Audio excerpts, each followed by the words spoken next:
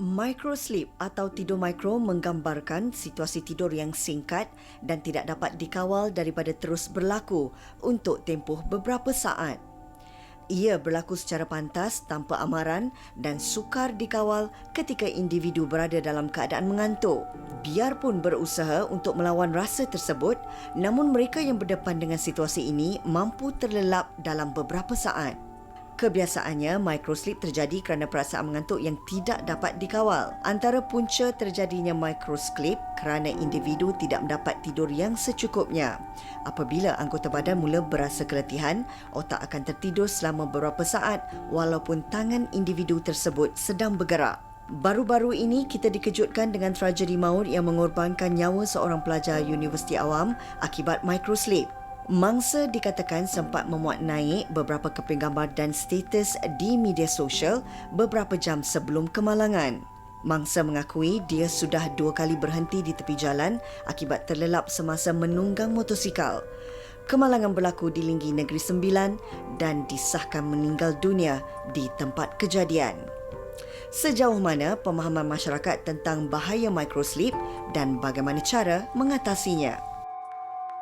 Kembali dalam Wanita hari ini, itu tadi antara sedikit rangkuman kronologi melibatkan topik kita hari ini, iaitu bahaya microsleep. Kalau kita tengok bahayanya, dalam masa sesaat sahaja, mereka yang mengalami microsleep ini boleh terlelap dan mengakibatkan orang kata kemalangan tu, Suki. Dan saya pasti ramai mungkin pernah mengalami situasi ini, Fatih. Mungkin sewaktu memandu kereta, bila terlelap sekejap saja bangun, macam mana aku masuk lorong sebelah ni? Padahal tadi aku di lorong ini. Ini adalah sebenarnya microsleep yang berlaku tanpa kita menyedari, tanpa kita sedari, dan itulah yang akan kita bincangkan hari ini, terutamanya nak tahu bagaimana kita boleh menghindari daripada berlakunya microsleep ini. Dan untuk itu, Fatin, kita bersama dengan Dr. Ahmad Khushairi Khalid selaku perunding ENT Avicenna Specialist Hospital. Selamat datang, Doktor. Terima kasih, Doktor kita. sihat? Alhamdulillah sihat. Okey, dan di studio kita juga bersama dengan Puan Siti Nur Hazwani Mat Sabutin, merupakan salah seorang yang pernah menghidap microsleep ini. Terima kasih kerana bersama kita di Wanita hari ini. Okey. Mungkin secara ringkas doktor boleh mulakan berkenaan dengan topik kita hari ini, microsleep. Apa sebenarnya yang dikaitkan dengan microsleep? Kita tahu punca disebabkan kurang tidur dan sebagainya. Mungkin doktor boleh perincikan lagi. Okey, terima kasih soalan tu, Fatin. Pertama saya nak ucapkan terima kasih kerana menjemput saya di studio pada pagi ini. Jadi bila kita bincang tentang microsleep ni, dia adalah salah satu perkara yang terjadi apabila seorang itu, dalam bahasa Melayunya kita kata terlelap lah. Okey, terlelap ni maksudnya dia tidak respon daripada apa yang kita cakap atau apa yang dia sedang buat, dia tak sedar dalam durasi yang beberapa saat.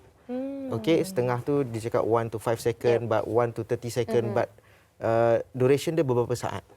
Dan apabila ini berlaku, bahayanya adalah jika kita sedang melakukan ataupun mengendalikan alat-alat berat, sedang memandu, jadi kemalangan boleh terjadi.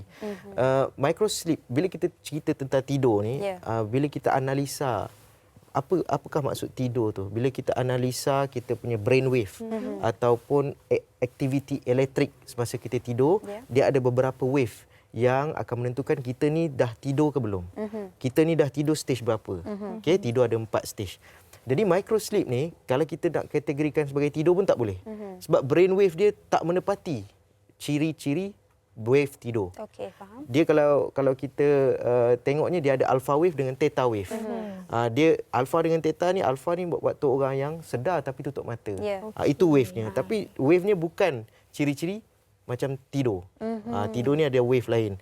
Tapi dalam keadaan sebenarnya, dia badannya bergerak, tangannya masih lagi memandu contoh, tapi dia tak respon untuk beberapa saat. Sebab itulah nama dia microsleep dan bukannya sleep. Okey, faham. Dan microsleep ni saya difahamkan boleh berlaku ketika mata kita masih lagi terbuka, ya, Doktor? Boleh juga sebab durasinya sangat singkat. Sebelum mata nak tertutup tu, kita dah terlelap dulu sebelum mata kita tutup.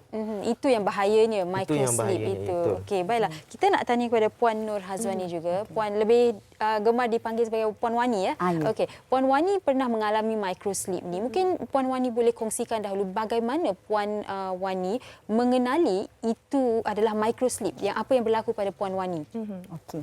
Macam secara peribadinya macam saya memang sedar yang saya ni ada microsleep. Okey. Sebenarnya daripada kecil ke apa kita macam selalu tak cukup tidur, tak cukup tidur. Lepas tu bila kita siang kita rasa mengantuk. Ya, betul. Kita rasa mengantuk biasa. So bila kita belajar tengah mengajar, cikgu mengajar ke, lecturer mengajar ke, kita akan ada sesi yang tiba-tiba je tersengguk dah kat meja. Okey. Tapi mungkin waktu muda orang selalu kaitkan student-student biasalah Tak cukup tidur. tak cukup tidur kan. Tapi yang saya lebih realise bila start bekerja.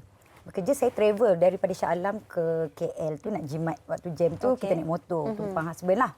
So saya bonceng kat belakang. Bila dia bawa motor kita kat belakang, mungkin boring ke apa saya tak sure kan. Saya dah tersengguk tertidur.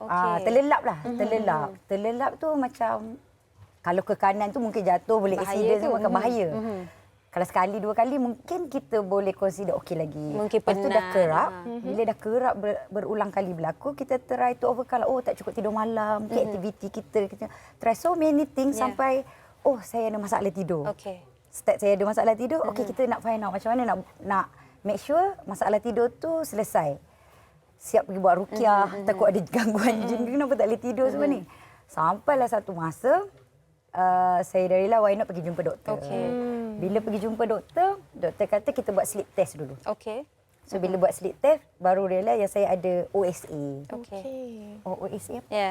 Jam tidur tersumbat lah. Tak macam nafas. tu. Dia tak bernafas malam. Malam lah bila Masa kita tidur. tidur. So bila malam tak cukup oksigen, besoknya you akan kepenatan walaupun cukup dah tidur you. You minum kafein cukup, semua cukup pun still you akan penat. Okey.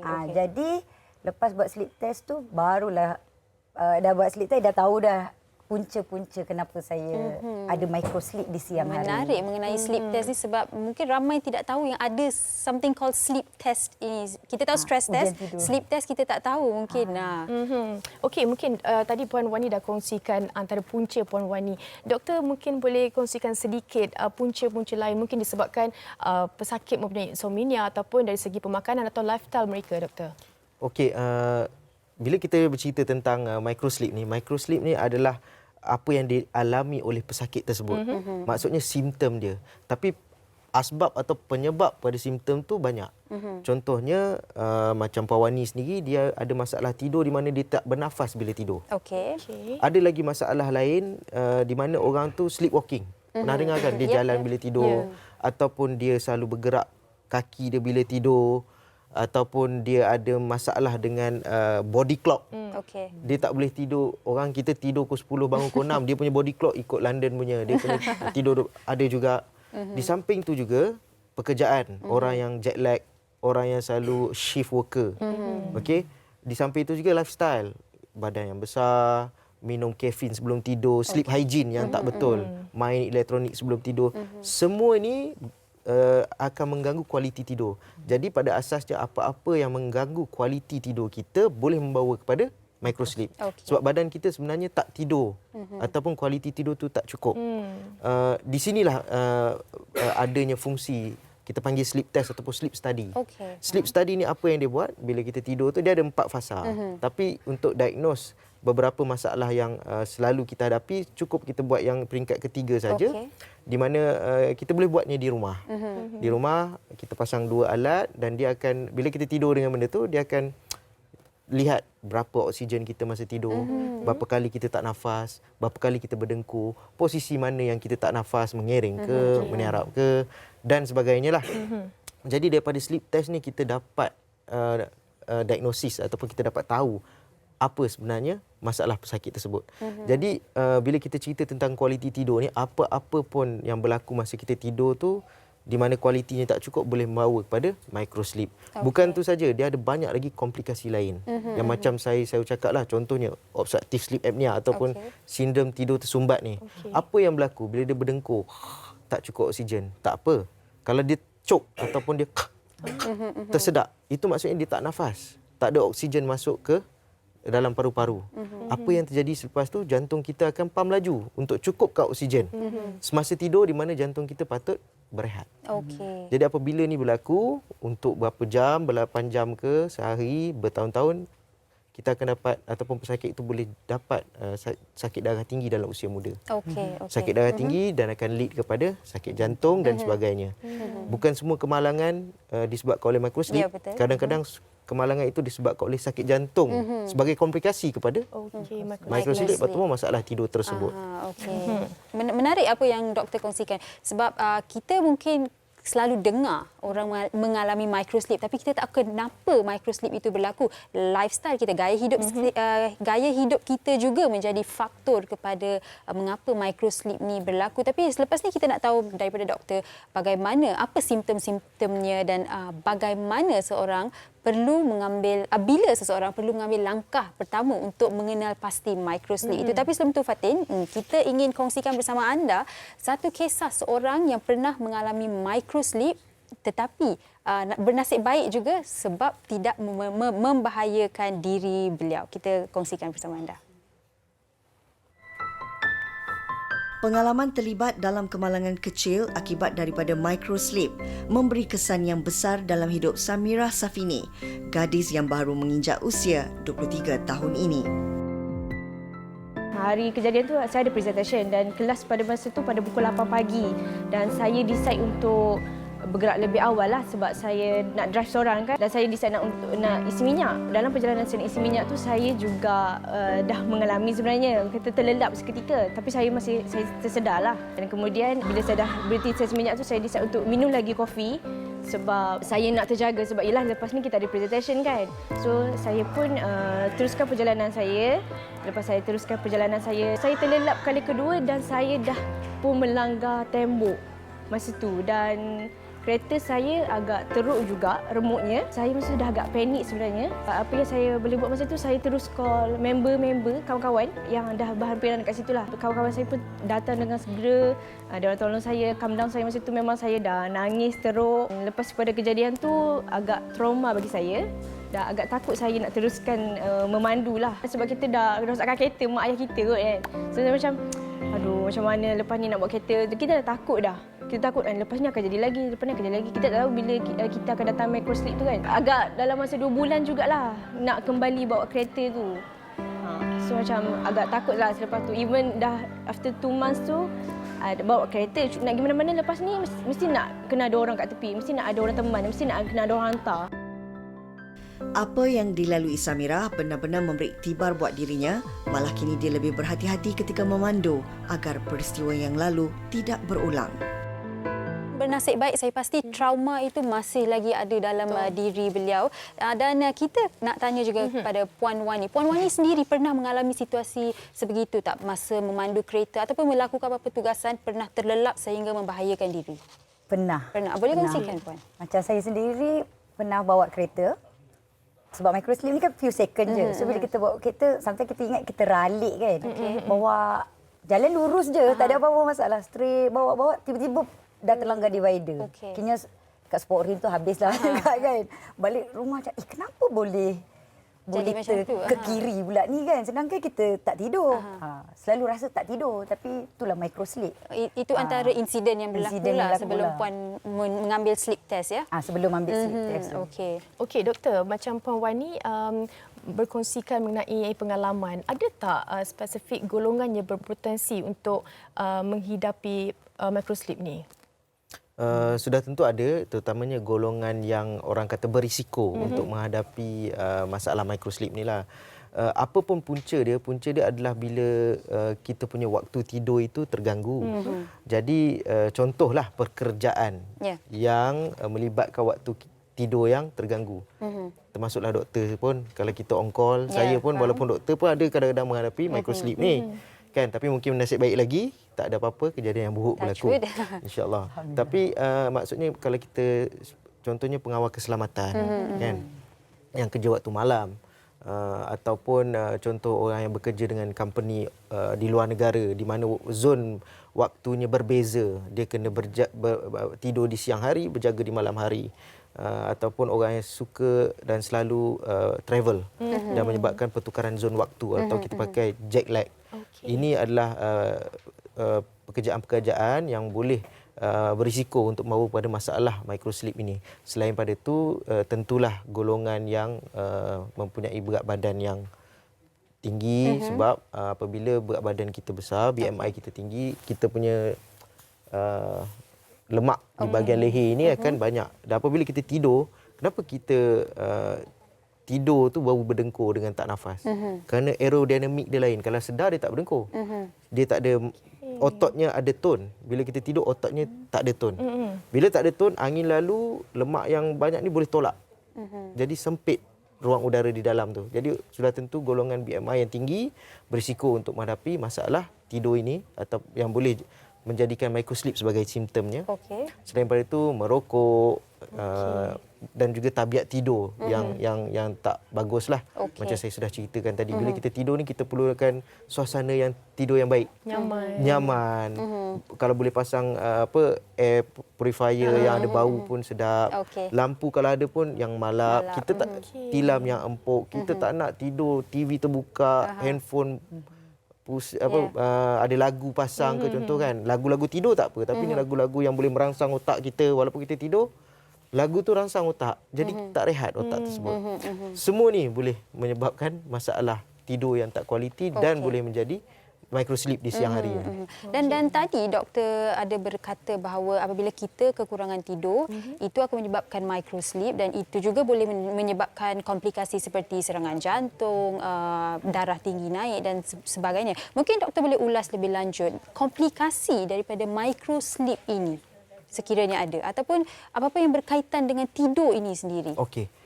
Macam saya dah cerita tadi, masalah perubatan yang boleh terjadi adalah contohnya darah tinggi lah. Kan? Kerana jantung dia bergerak laju masa tidur, di mana jantung patutnya rehat. Dan apabila ini berlaku, sudah tentu dia ada 3 serangkai tu. Sakit jantung, kencing manis, darah tinggi, kencing manis, sakit jantung. Ini komplikasi daripada masalah tak tidur dengan kualiti di malam hari lah. Selain pada itu juga, dia boleh membawa kepada banyak simptom. Apabila kita tak tidur ni. Tidur ada 4 stage. Kita akan masuk tu, masa tidur tu stage 1. Stage 2, stage 3 dan kita panggil stage 4 ataupun REM sleep. REM sleep ni yang kita kata deep sleep. Where activity brain tu memang dia tunjuk kita sedang tidur nyenyak, mungkin boleh mimpi semasa tu, sel kita paling rest. Kalau kita ada luka ke apa, maksudlah dia nak baik, healing, occur, oksigen paling banyak dalam badan. Jadi inilah the real rest. Tapi orang yang menghadapi masalah tidur ni, kadang-kadang dia tak sampai stage 4 ni. 1, 2, contoh kalau Oni tu berdengkur ataupun tercekik, 1, 2 terbangun. Dia masuk balik stage 1. 1, 2 masuk balik stage 1. Dia tak masuk ke stage 4. Ini stage of sleep ni kita dapat detect masa sleep test juga. Mana dia punya stage yang dominan dalam tidur dia. So kita nak capai REM sleep. REM sleep is the rest. Apabila kita tak ada cukup REM sleep, walaupun kita tidur 10-11 jam, pagi esok mengantuk. Sebab kita tak tidur. Walaupun dari segi kuantitinya jam cukup, kualitinya tak ada, jadi kita akan mengantuk siang. Kita akan mengantuk siang, bawa kereta boleh tertidur, dalam meeting boleh tertidur kan. Selain itu juga kita kerap kencing malam. Sebab tadi cerita pasal jantung pam laju untuk cukupkan darah tinggi, jadi banyak air yang kita akan terpaksa keluarkan sebab darahnya sudah tinggi, kita pergi toilet. Itu adalah salah satu lagi simptom tidur kita ni tak berkualiti lah. Itu antara simptom-simptom. Macam Puan Wani sendiri, semasa mengalami masalah microslip ini, bagaimana rawatan dan jangka panjang rawatan tu? Cepat atau lama? Dan untuk sekarang ni mungkin alert, kalau rasa ni je terus macam tersedar. Mungkin boleh kongsikan. Macam tempoh waktu tidur tu, macam sendiri saya rasa macam tak puas tidur kan. Tadi saya cakap tak puas tidur. Tapi sebenarnya partner kita lah. Dan husband, saya cakap bila malam je macam tersedak. Malam je macam tersedak. Asyik nak kena pergi ambil air. Kenapa? Tu kita asyik nak cari punca sampai kita buat sleep test. Macam doktor cakap lah. Bahayanya OSA ni, ada penyakit OSA ni, kalau dia tak, orang kata tak jalani rawatan, tu dia akan dapat semua penyakit lah. Tapi kalau macam saya, apa tadi? Untuk rawatan. Untuk rawatan tu doktor, lepas dia jumpa doktor, kita buat ujian. Lepas buat ujian kita buat CT scan. baru kita realise ada blockage dekat sini. Dengan saya pun ada isu juga kat bahagian tekak ni. So kita buat sekaligus kan waktu tu. Lepas dah siap dah semua ni, waktu first month tu rasa macam doktor buat apa ni, salah ni. Okay. Tapi dah lepas 6 bulan, tidur pun nyenyak, bangun pun senang. Kira sekarang ni kira dah selesa dan juga betul-betul tak ada Energetic. rasa microsleep tu berlaku. Mungkin kalau ada, faktor dia lifestyle tadi. Bukan faktor okey. OSA lah. Okey. Dan ada penonton-penonton wanita hari ini berkongsi pengalaman mereka di Facebook Wanita Hari ini, doktor. Saya nak bacakan ya. Azizul Naim berkata yang saya alami microsleep, hampir terbabas kemalangan jalan raya. Mungkin kurang rehat sebab setiap hari saya ulang alik kerja sejauh 60 km sehaluan pergi 60 km sehaluan balik. Waktu malam pula menyemak buku latihan pelajar. Wow, tenaga pelajar ini ya, cikgu. Dan seorang lagi, Muhammad Haikal berkata yang saya pernah mengalami microsleep, memandu baru balik tengok bola sepak pukul 1 pagi, tertidur sepanjang 2 km, doktor. Tertidur sepanjang 2 km dan melintasi lampu isyarat simpang 4 dan akhirnya melanggar 2 motor yang berhenti di tepi jalan dan mujurlah motor itu tanpa penumpang dan dia hanya menyedari yang dia melanggar motor itu setelah terjaga dari tidur. Tapi 2 km, doktor, boleh ya seorang ini persoalannya adalah betul microsleep boleh menyebabkan seseorang tertidur hampir 2 km ataupun deep sleep stage 4. Mungkin kalau 2 km tu, kalau dia 2 km beberapa saat, mungkin microsleep lah. Laju mana dia bawa tu kita tak tahulah. Okey. Tapi secara lazimnya kalau dah 2 km lebih pada beberapa minit, itu dah tertidur. boleh. Itu dah tertidur lah. Bukan lagi terlelap. Okey. Dan semestinya dia boleh tertidur. Bukannya semua tertidur bawa kereta dan microsleep. Boleh juga memang tertidur betul. Okey. Ada juga orang yang tengah bawa tu berdengkur siap. Itu memang tertidur. Itu memang Bukan microsleep lagi lah. Siap berdengkur. Ya. Dan saya nak tanya doktor, bila seseorang itu perlu mengambil berat ataupun mengambil serius perkara ini dan membuat sleep test ataupun berjumpa dengan doktor, sebab ada orang juga berkata yang microsleep ni boleh diwarisi secara keturunan. Betapa benar itu dan bila perlu mereka membuat sleep test ni? Okey, apabila seseorang itu mempunyai simptom-simptom yang saya dah sebut tadilah.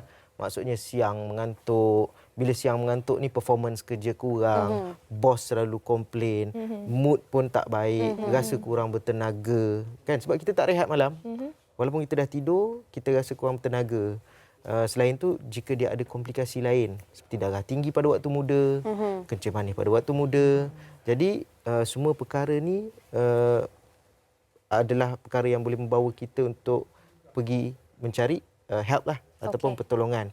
Selain itu juga sesetengah orang ni dia tahu dia ada masalah tidur ni, kerap terbangun. Dia macam, doktor, saya tercekik. Saya macam terbangun dari tidur. Ataupun, doktor, tidur saya ni tak nyenyak sebab kerap pergi toilet. Terbangun pergi toilet, terbangun pergi toilet. Dan selalunya lah kan, lepas kahwin, pasangan dia akan komplain. Doktor, tolonglah buat sesuatu. Sampai dia pun tak boleh tidur lah. Kan?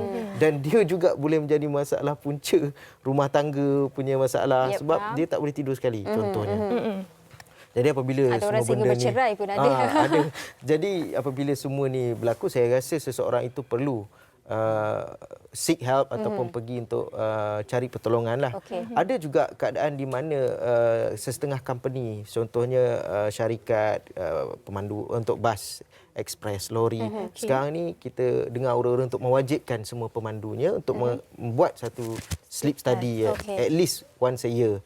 Ini juga antara benda yang boleh menaikkan awareness ataupun kesedaran orang ramai tentang masalah ni. Kerana mereka, macam Sugita cerita tadi, pilot tertidur, 280 nyawa terkorban.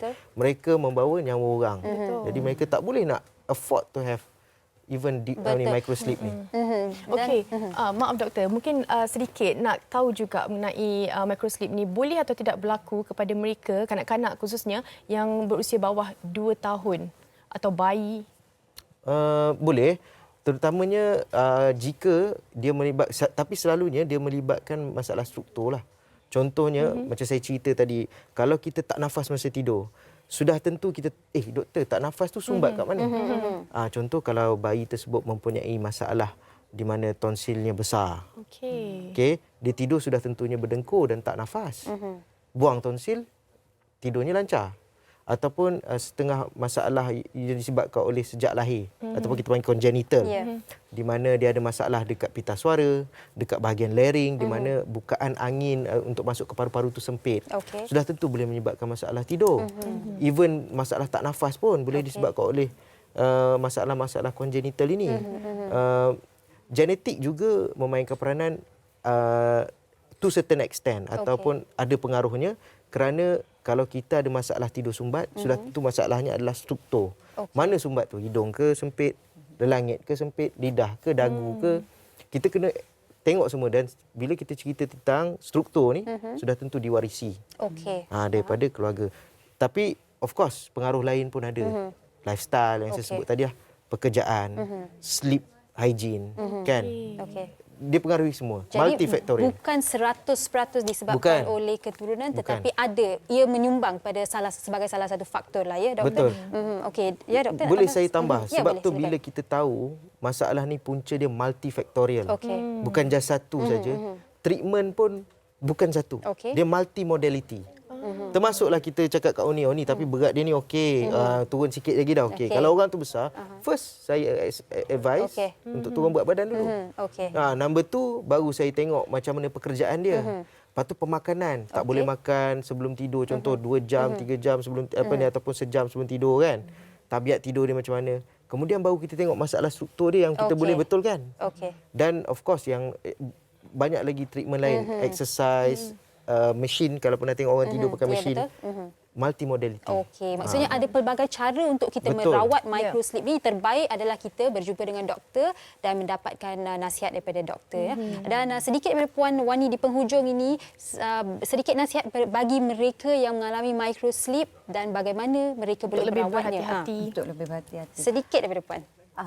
Okey, saranan saya, first memang kena ambil berat tentang kondisi badan kita. Sebab kita je kenal badan kita macam mana. Kita tahu kita kerap tidur ke, kuat terlelap ke, tidur tak nyenyak ke, kita je tahu. So kalau dah ambil berat tu, kita ambil tahu kenapa, faktor ni kenapa. Sekarang senang, boleh Google, boleh apa kan. Dah dapat certain info tu, jumpa doktor, dapatkan the right nasihat yang sebenar lah. Apa yang sepatutnya. And last, doktor akan suggest kita apa tindakan sepatutnya kita buat. Okey. Baik, kita nak ucapkan terima kasih kepada Dr. Ahmad Khusyari Khalid dan juga Puan Siti Nur Hazwani Mat Sabudin kerana berkongsi mengenai topik kita microsleep ini. Terima kasih banyak-banyak, dan kami berharap apa yang dikongsikan hari ini dapat memberikan anda sedikit dapat memberikan anda manfaat, dan terus setia bersama kami. Kita akan berehat sebentar, kembali selepas ini.